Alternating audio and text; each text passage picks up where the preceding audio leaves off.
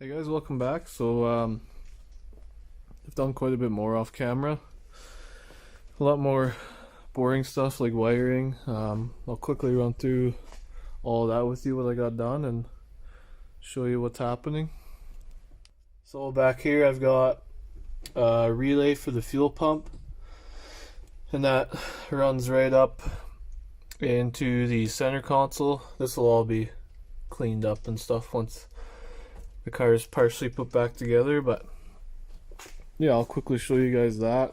I also got the gauges wired up. So yeah, I have this switch panel in here. It's in there pretty solid. This one runs the fuel pump, and this one runs my gauges, and then this one I don't have anything for it yet, but I'll just show you this, so hopefully you can hear it. And I forgot that I don't have the fuel pressure regulator on, so I just spilled fuel over the ground. That's great. But this one's for the gauges. I'll show you that real quick. And this gauge isn't in right now because there's glue on this. I'm waiting for it to set, but yeah, so everything works great there. I'm currently putting sealant around the fuel pressure regulator. I'm gonna be, because it was leaking a little bit, so just waiting for that to dry, and then I'll be putting it all back together. I also realized that I bent the gauge, so that's great. Maybe that's where it was leaking, probably, but we'll find out. But yeah, I'm gonna get that back on once that's dry, and then we're gonna try and start it again.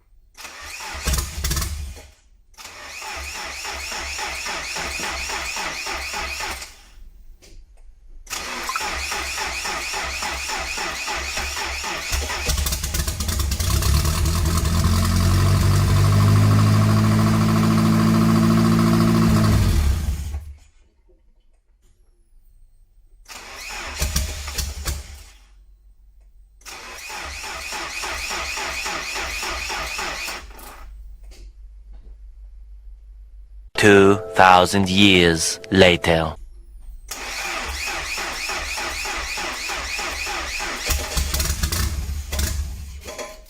"10 seconds later."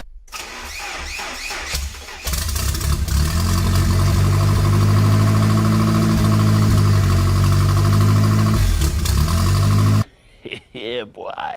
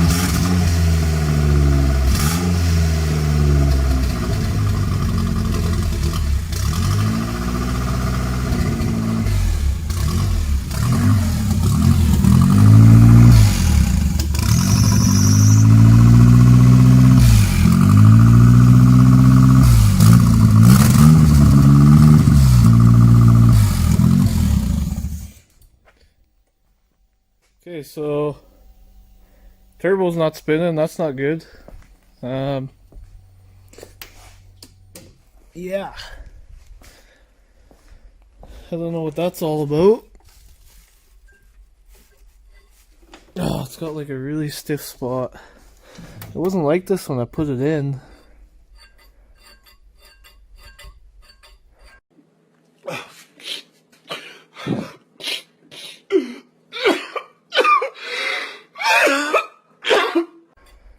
Yeah, that's hitting pretty badly.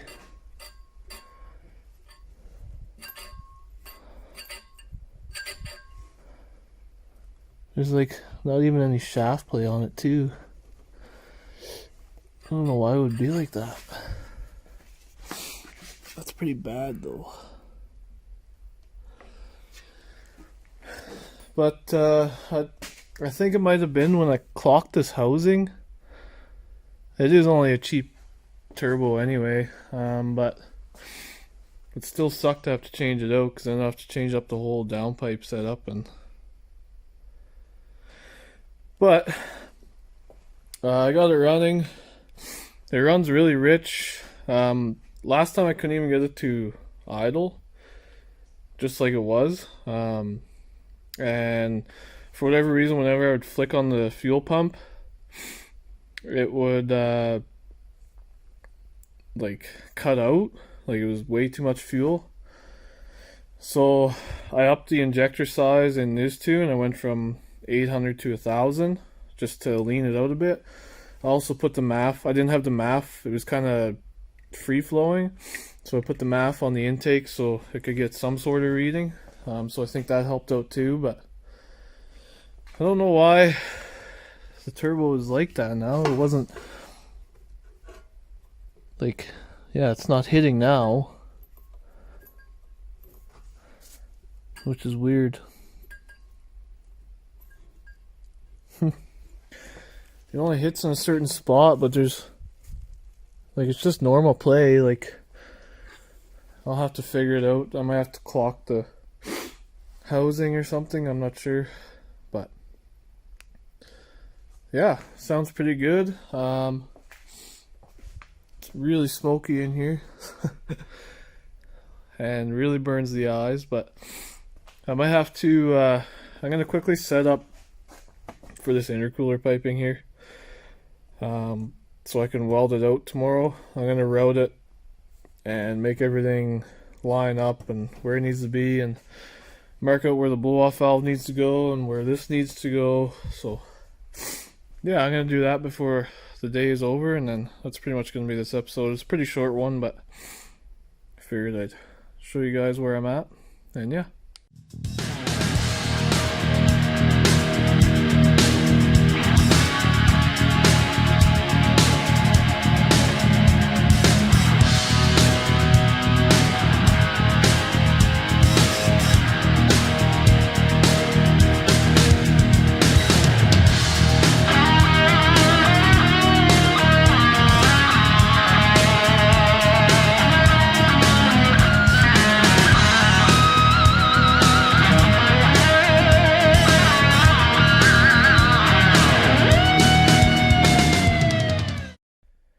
Okay, so this is what I'm going to be welding up tomorrow. I've got my blow-off valve.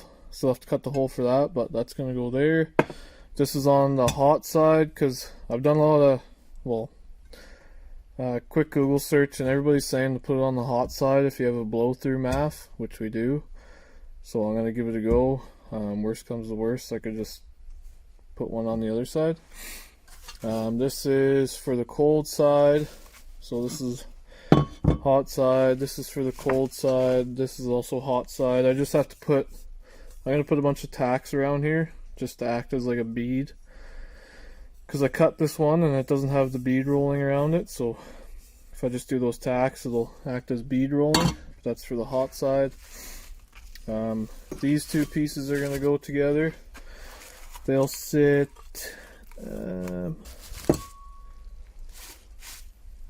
kind of difficult with one hand, but they'll sit something like this, so that'll get welded together, and then that'll pretty much be the intercooler piping.